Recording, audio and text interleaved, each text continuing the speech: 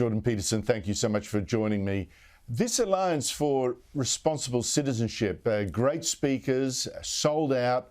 Your idea, what did you want it to achieve? Well, I would like it to achieve a new motivation for people, I suppose. It's not precisely a political conference. I would characterize it as a motivational conference, and that makes sense with regard to my involvement because I'm a psychologist and not a politician. And my sense of the world is that we are allowing ourselves to lose faith and courage and to accept an apocalyptic and limited view of the future and all of the tyrannical restrictions that are likely to accompany that because we're afraid. And I can understand why people are afraid. There's always reason to be afraid of the future because we're vulnerable and terrible things can happen to each of us and will and to our societies. But I think that courage and faith, wide-eye open courage and faith when confronting the future is the most appropriate stance. And I also think that the future is much more likely to be the sort of place you'd like to inhabit if you develop a positive vision of what that future could be and then work diligently to accomplish that in some ways regardless of the evidence, right? And that would be the faith component, is that you're called upon as a moral agent to act as if the future can be brought about in a positive way, all evidence to the contrary. And so that's part of the message that we're hoping to communicate at this conference. Well, just to introduce the conference, you and another speaker, Bjorn Lomborg, who's been a regular guest here too, you co-wrote an op-ed saying among this catastrophizing you just talked about, well, look, even now that we've got two wars going now in the Middle East as well as Ukraine, in fact, the death rate from war last year was not much more than a tenth of the rate of deaths by war last century. Deaths from climate disasters, only a tiny fraction of what it was 50, 60, 70, 80 years ago. We're richer. So why do you think there is this catastrophizing now?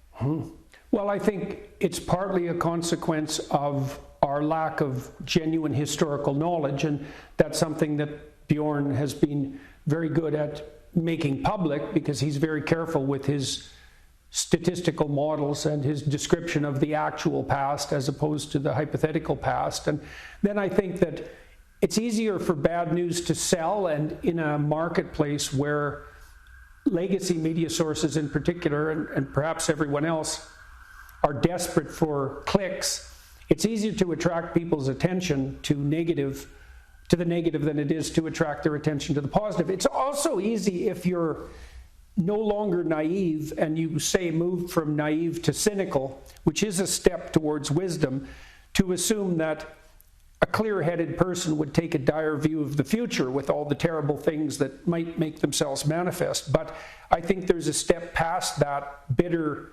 cynicism to a courageous optimism, and I don't think that that story has been told very well. I don't think that political leaders have been able to develop, regardless of their position on the political spectrum, have been able to develop anything approximating a positive vision that people find compelling and attractive. And I guess the other thing that we're trying to offer to people as a potential positive vision is the notion that if each person took responsibility for their lives, we haven't had serious discussion of responsibility in our culture for about 6 decades.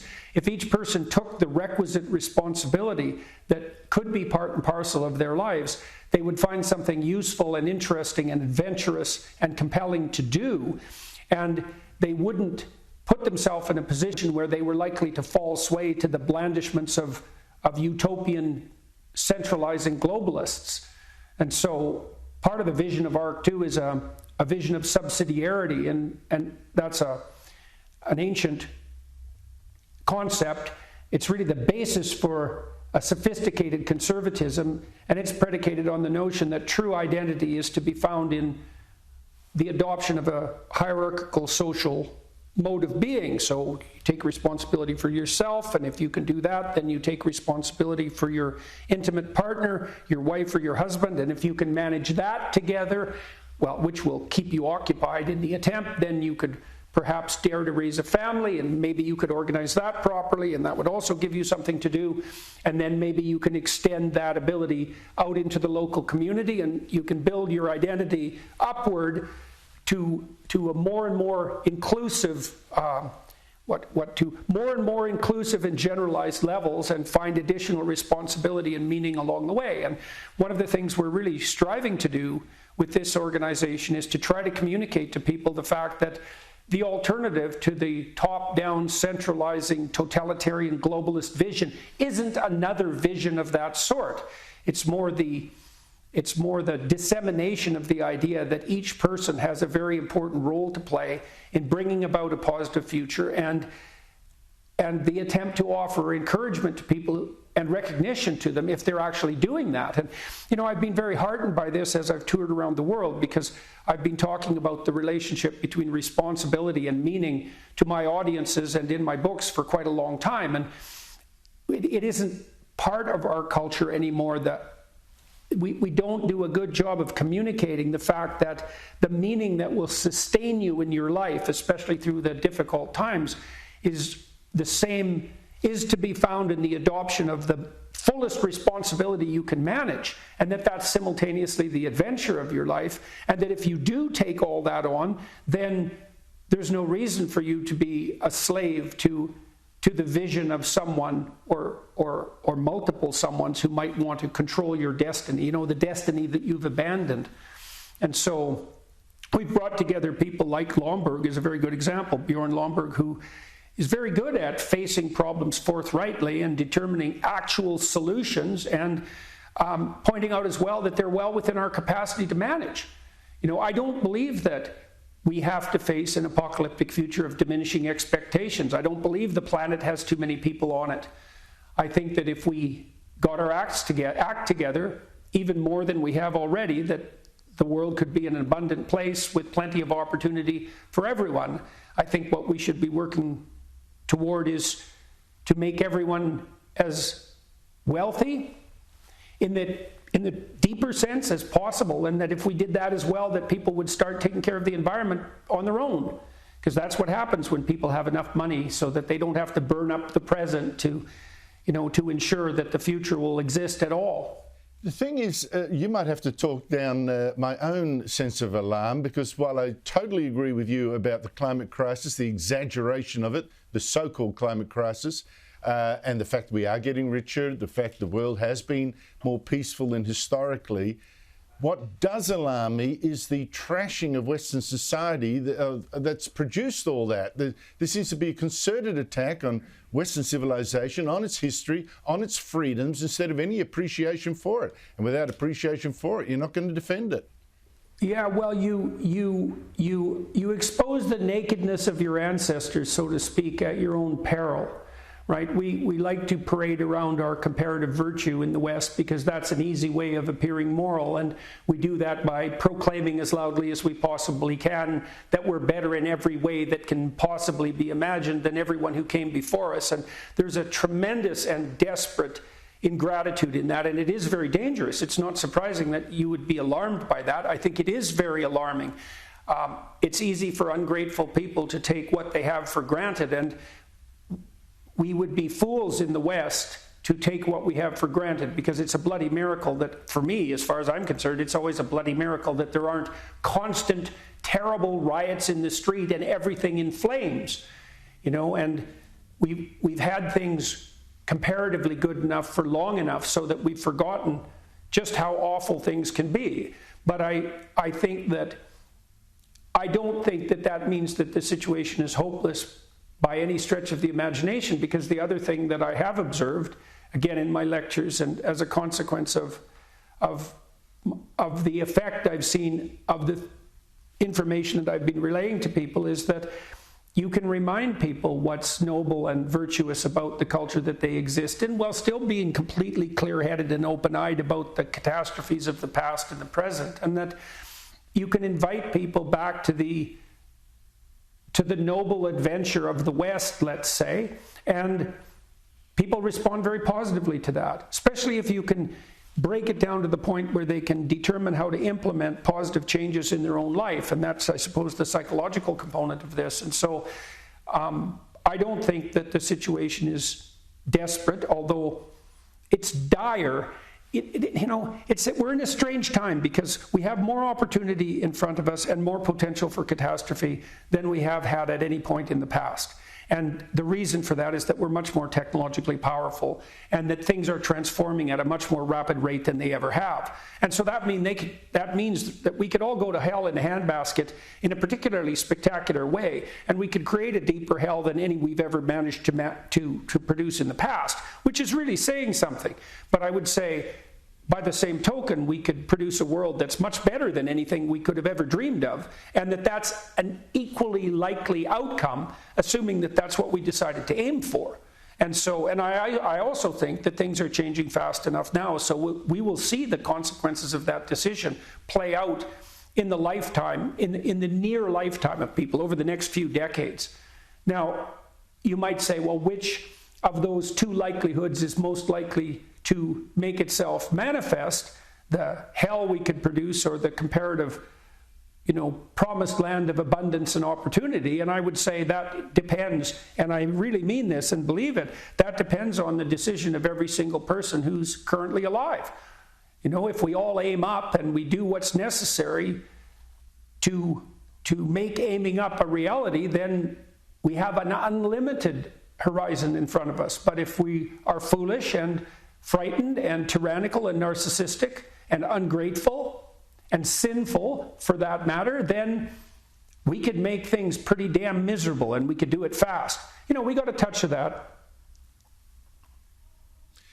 We got a touch of that with the COVID crisis. We saw how fast we could lose our freedoms for a threat that was essentially non-existent.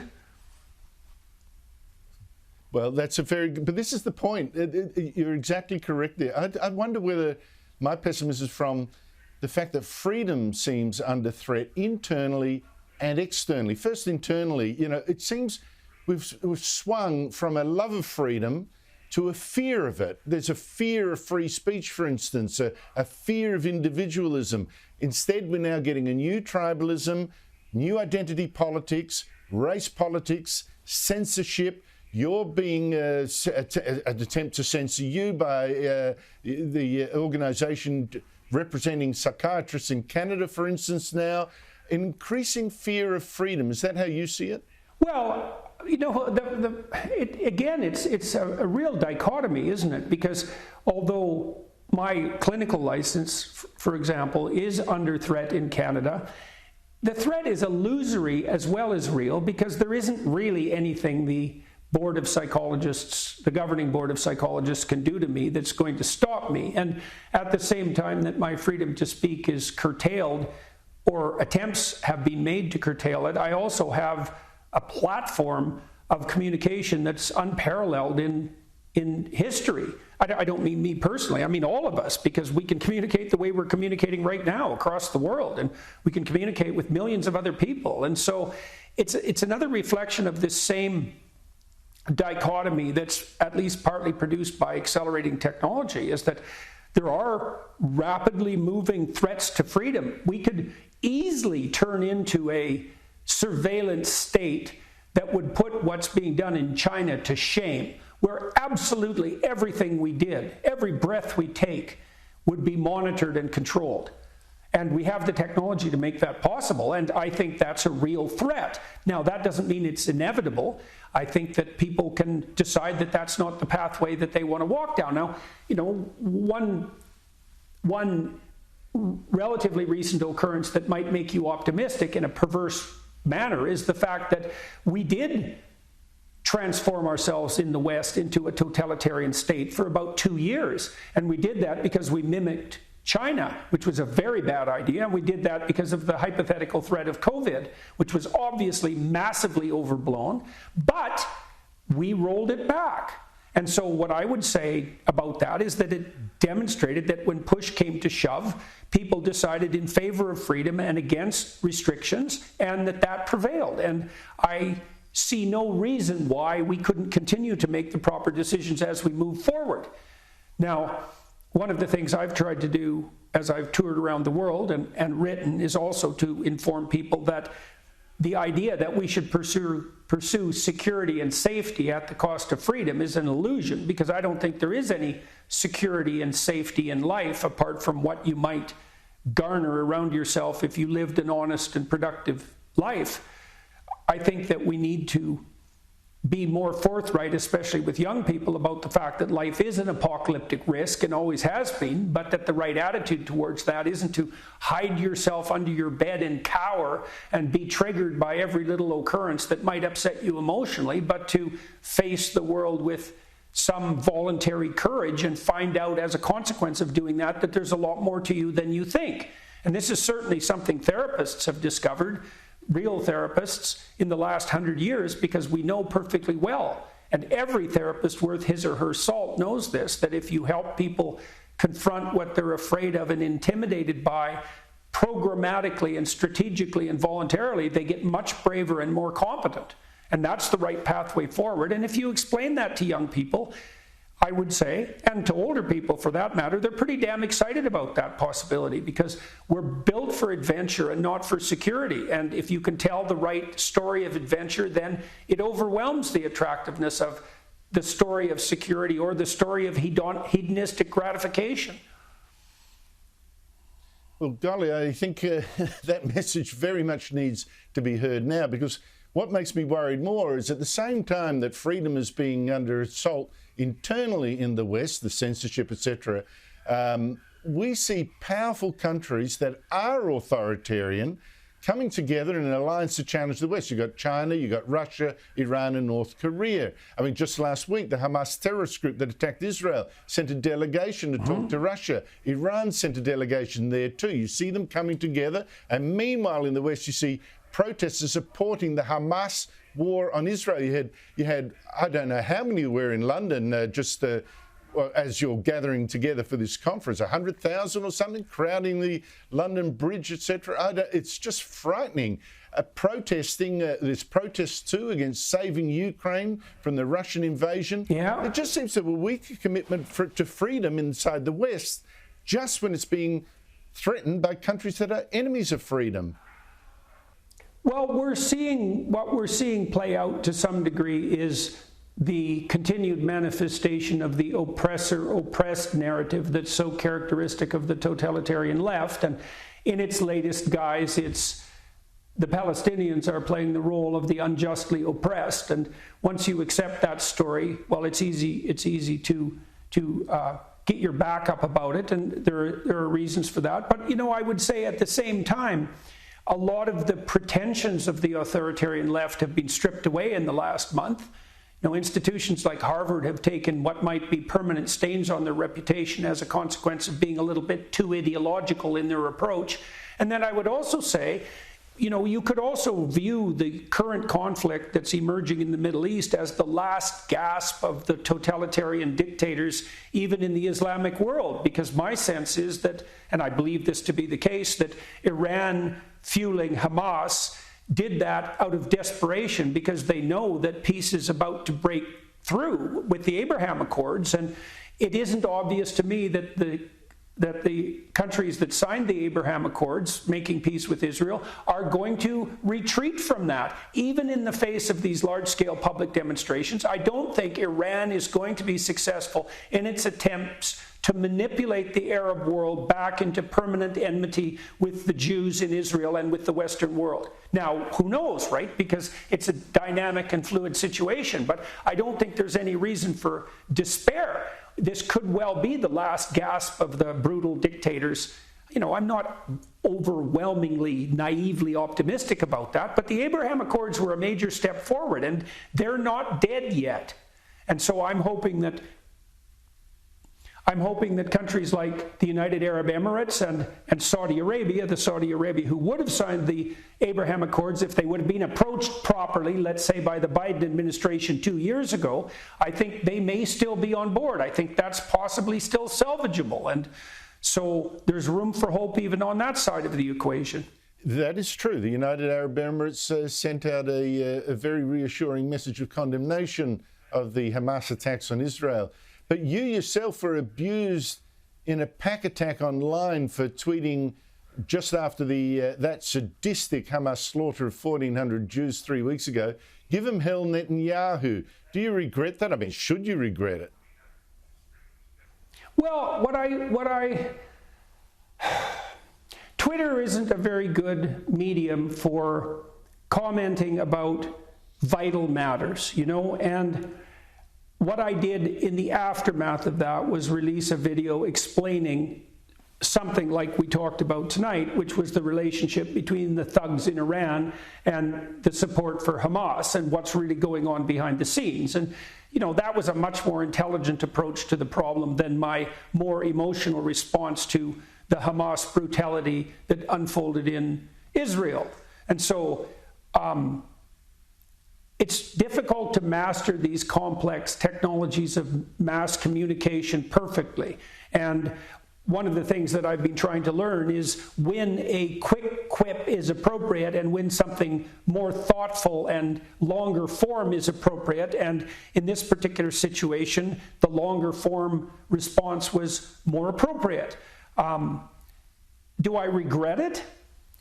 Well, it's hard not to react with a certain degree of emotion when you see that kind of brutality reemerge. And I knew what was going on behind the scenes. I knew perfectly well that this was the death rattle of the Iranian state, or at least that's one way of looking at it. And the fact that they provoked their Hamas bullies into this brutal attack on Israel, they did it perfect.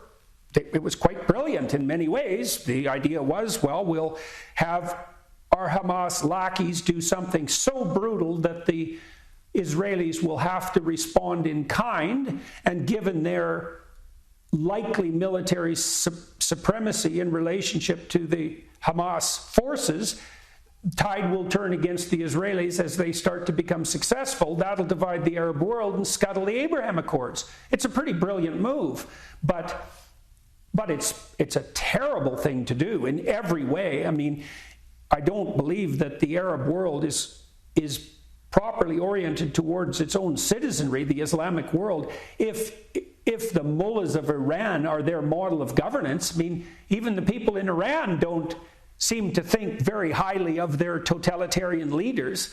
And so it isn't obvious to me that they're going to get away with this. Now, did I help or hurt that? Well, I don't know. You know, I was happy with my more considered response. And so I'm trying to learn to be judicious in emotionally responding, especially in a platform like Twitter, and to leave serious matters for longer form investigation. But, you know, live and learn. And I'm happy with the longer video I made about the thugs of Iran, let's say.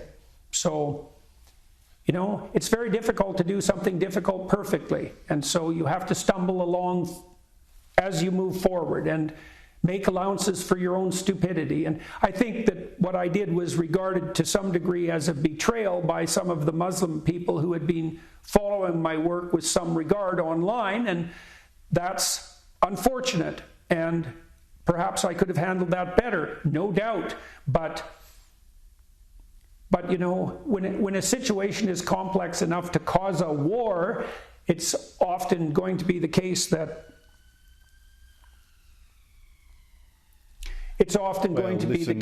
commenting on it is a dangerous business. So, c'est la vie. So when you're faced with, when evil betrays itself, unveils itself like this, I think it's quite understandable to, in a moment of clarity, I think by them, if you meant Hamas, give them hell, I don't know how you could want to row back from that. I mean, it's like confronting Auschwitz and not wanting to give the Nazi the people responsible hell. Of course you do. I mean, some people misinterpreted, I think, what you said to a general, give Palestinians hell. I don't know that's fair at all. Look, just finally, after this conference this week in London, this Alliance for the Responsible Mind, a lot of people want to get behind it in some way. Maybe you've got a Peterson Academy or something. What can people do? Well, we're going to release the entire happenings of the conference online over the next months, and so people can watch what our speakers have to say. And what I would like everyone to do who is interested, first of all, it's an invitation to those who are interested, right? One of the things we've decided as a policy for the ARC enterprise is that we believe that compulsion is a sign of bad policy. And what we're trying to offer at ARC is an invitation to the future. It's like, can we develop a vision that people perceive that motivates them to get on board within the confines of their own life? And the way I want to open this conference, we've invited 1,300 people. A lot of them, for example, are young social media influencers because they have large constituencies over which they hold some influence, is to encourage them to take on the burden of developing a courageous, optimistic view of the future within the confines of their own life, which I think is something we're all called upon to do, and to determine for themselves how they could best do that, and then to decide how to do that in concert with others. We've brought 1,300 people together. They can make connections. We want people to be operating at the local level to the degree that that's possible.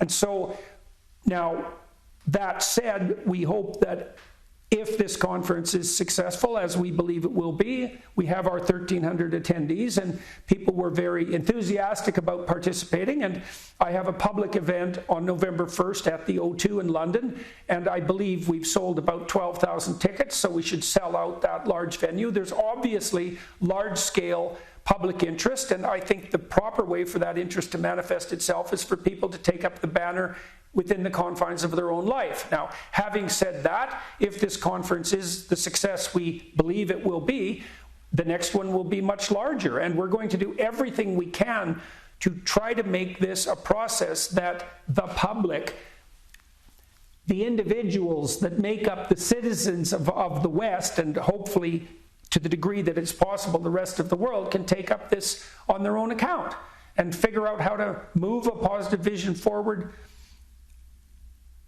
responsibly as sovereign citizens and individuals, individuals of intrinsic worth. Absolutely. Individual responsibility, freedom, etc. I mean, it needs new champions. So, Jordan Peterson, I'm tremendously excited by what you've started here in this London conference, and I hope it does morph into something bigger, because we do need more champions for these values that have built the West. Thank you so much indeed for your time. My pleasure. Thank you very much for the invitation.